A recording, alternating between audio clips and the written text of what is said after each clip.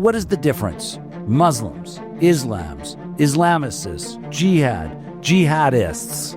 Islam being just like any other religion, a major world religion, but Islamism, which is, I can simply put it down as political Islam, where you got this certain segment of radicals who like to twist aspects of the Quran and the tenets of Islam to suit their narrative and also to push their agenda. And what is their agenda? Global domination. You're talking about creating a global caliphate. And what does that entail? That means everybody that is not Muslim is your enemy. The Muslim Brotherhood was founded in 1948 by an Egyptian school teacher, Hassan al-Banna. He was a virulent anti-Semite, a lover of Hitler. Obviously, he hated everything that the West stood for. The Muslim Brotherhood continued his teachings. In fact, his fellow ideologue and Muslim Brotherhood colleague, Said Qutb, is considered as the intellectual father of modern-day jihad. It was his teachings, especially from some of his writings like Milestones, which he wrote in prison, which formed the underpinnings of modern-day jihadist groups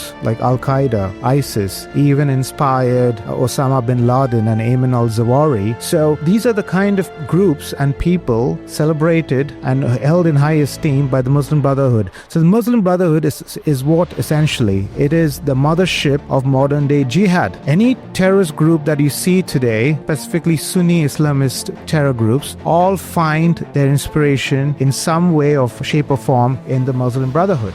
According to the verified report, the Institute for the Study of Global Anti-Semitism and Policy, and see it for yourself, Canada is a hub for the Muslim Brotherhood affiliated organizations that are exerting significant influence in Canada, civil society, academia, politics, and government. Foreign donations, particularly from Qatar, continue to fund Islamic centers in Canada that have ties to terrorism and radical ideology. There's a spider web of complexity that these guys have established. Multiple charities where the money goes from one charity to another, filtered off to find its way to terrorists. These charities are sanctioned by the CRA. They've got registered status, even though the CRA has conducted multiple audits showing ties to terrorism. There is still charities that have charitable status that continue to operate in Canada.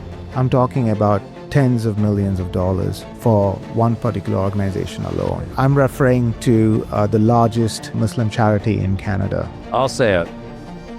The MAC, known as the Correct. MAC, right? Muslim Association of Canada.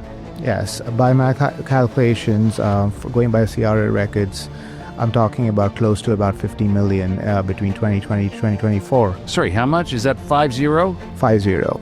I can donate, let's just say, $1,000 to this organization. And because I did that, I'm going to get about $170 to $250 tax credit. That money that I'm not paying in taxes is money that's not being used for Canada Values, for social programs. And in fact, it increases the need for funding for those programs, which other people have to pay for. So this money is now going into a charitable foundation, the money I just donated. What has SAMA done using that money for? Obviously known, given their leanings towards a pro-Palestinian cause and their support for a terrorist organization called the PFL, People's Liberation Front of Palestine. So it's obvious what their objectives are. I've read the CRA audits with respect to that call out specifically warn the government that money is being transferred to Hamas. Should I stay or should I go? I would suggest, stay and fight as long as you can, but I would also recommend that you also have a backup plan. An exit strategy.